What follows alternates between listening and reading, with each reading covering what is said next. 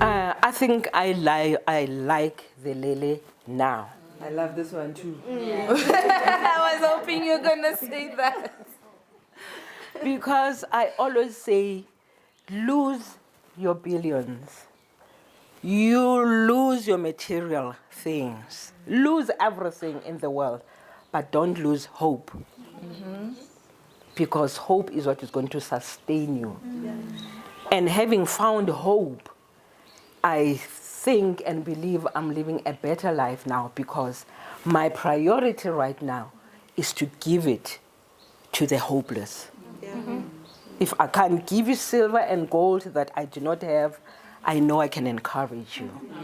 You're doing it now. Yeah. So, I don't know if I've answered. Yes, thank you very much. Yeah. Anybody maybe okay because I end up being the only one doing the. But I want us to go back because we are at the time where your daughter calls you and say, "Mommy, just come home because Dad has just passed on." At that particular time, I'm very interested at the thought process. At that particular time, what question did you ask Lillian? I think being numb is what God uses to protect me when I need to. Because even at that time, I'm like, what does a 15-year-old know about a person who's dead? Okay. Oh. You know, so More I'm denial. thinking, yes, Yeah. you know, it becomes my defense mechanism, being numb. It's not until we're driving through the streets that I saw some commotion that I started like, could it be? You know, and until the point where I run to the bedroom and I find him lifeless, that I'm like, oh my God, he is dead, you know. And actually, even at that time, I was hoping he could have collapsed. Fortunately, the person who drove me home thought of going to the doctor. There was a surgery nearby. And the doctor came rushing, and he checked him, and when he said, you know, he didn't even use it with his money, just said, then I was like, wow, he isn't dead. You see.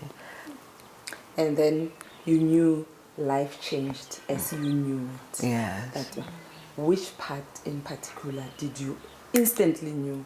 Because at that time you didn't know finances were not fine. Did you know? Yes. When I say I knew life had changed is because from the time that I had met this man, I never had an opportunity to do anything for myself. Like I say, he'd always fathered me, you know. So I was so wholly dependent on him. You know, he did everything, you know, he just did everything to a point where I thought that was normal. You know, I thought that's how and way to live. And of course, friends would be like, "Hi, Mara, when I'm pretty well spoiled, man." So, you know, for me, it was like what I knew. Oh, okay. All Yeah. right. So that friend, that father figure was Yes. And on page 18, you wrote something very interesting, and I thought, I need to read it out. You said, as an 18-year-old, I had no plan whatsoever of one day becoming Predi Rampila's wife. I had other intentions in this relationship, and love was not one of them. What were those intentions? You see, when I met Predi, I was this wild teenager on the way to experimentation. So I was experimenting with anything that I could put my hands on. Oh, yeah. Oh, so he was an experiment. So Yeah. at that time, what is now called the blesser Yeah. At that time, we used to call them the sugar daddy. Yeah. So I was experimenting with this life of sugar daddy. A friend of mine had a sugar daddy. And then I was like, okay, I can get me some sugar daddy as well. So, So it's been there. Yeah. It just changed the name. names, yes. In Yeah. other places, they call them sponsors, you know. Sponsors. That's more decent. But then the difference might be a sugar daddy in this case married the young girl. Unlike now, sugar daddies, they use our young girls. Yes, and live Then there. there's no. Yes. Yeah. So, but Yes. then she says her intention were. Yeah, I'm scoring this one, you know.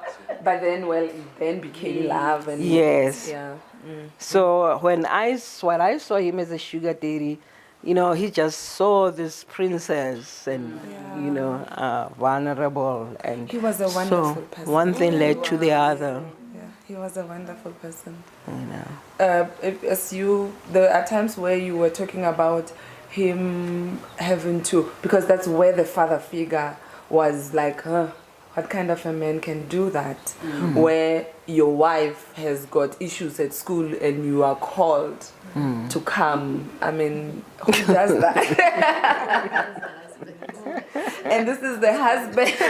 And I can just imagine they call you and you're sitting with him in that office and they say she's not doing 1, 2, 3, you know.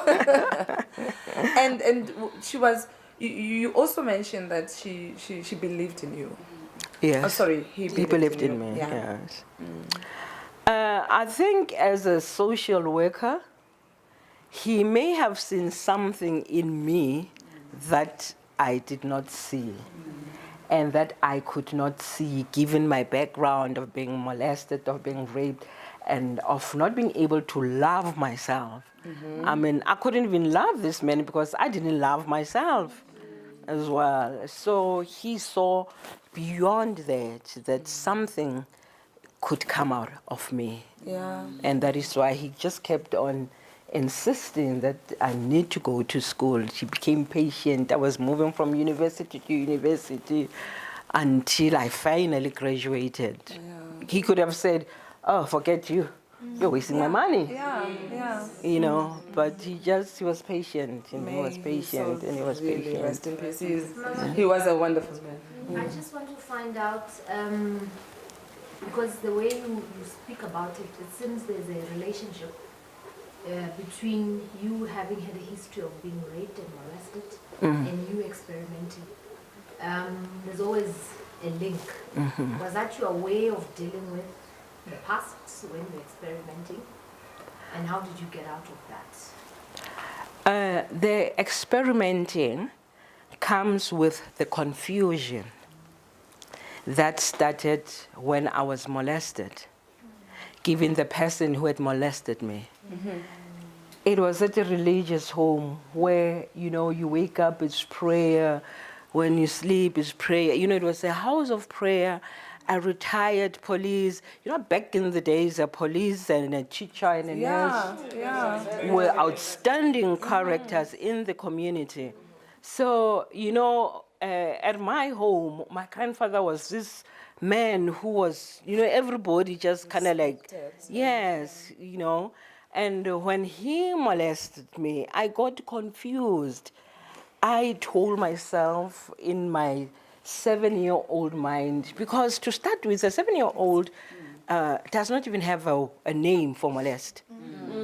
You know, you don't even know what to call what has happened to you. So when you look at the person, the perpetrator, you are like, he can't be wrong. It has to be me. You are 7 years old. Yes.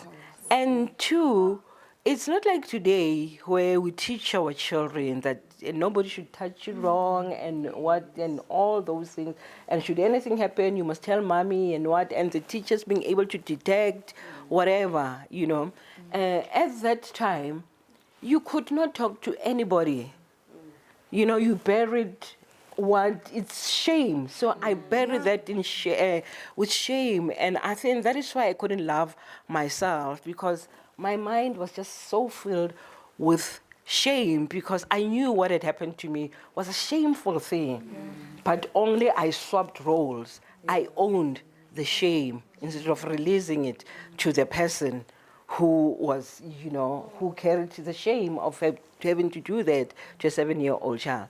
So when I started experimenting, I think that was my way of trying to numb this action that is laying behind, that I cannot talk to anybody about, and which keeps on, you think you've buried it, it keeps on coming. In your subconscious mind. In your subconscious mind. So it's kind of like, I'm bad, I'm going to get bad. I might as well act bad because I'm bad. And the environment of where, if you read further, where I ended up living in a shebeen. Where you see bad characters, where before you're even 13, you are forced to do illegal homebrew. And that's not a good thing and a good place to be. So it kind of like, you're, I want to use right words. You feel bad about yourself.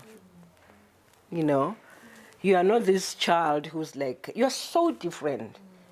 Molesting a child is the worst thing you can ever do to a child. Because it destroys you. It changes. It changes, they yes, see you see even things. themselves. Yes. Changes how you see yourself. It changes your thought process. It just changes you. It takes you off course altogether. And nobody can actually even claim to understand you.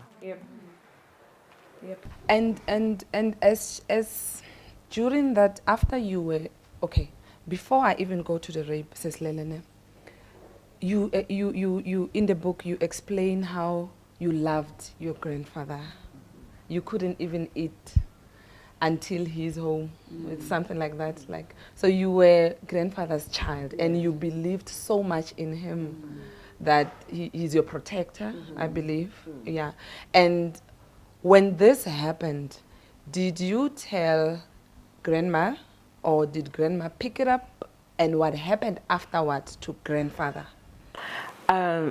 Like I said, in those days, it wasn't easy to be able to tell anybody about such things. 1, 2, I thought the fault must have been with me, and I took the shame. So no, I didn't tell my grandmother. I didn't tell anybody. I didn't tell any soul.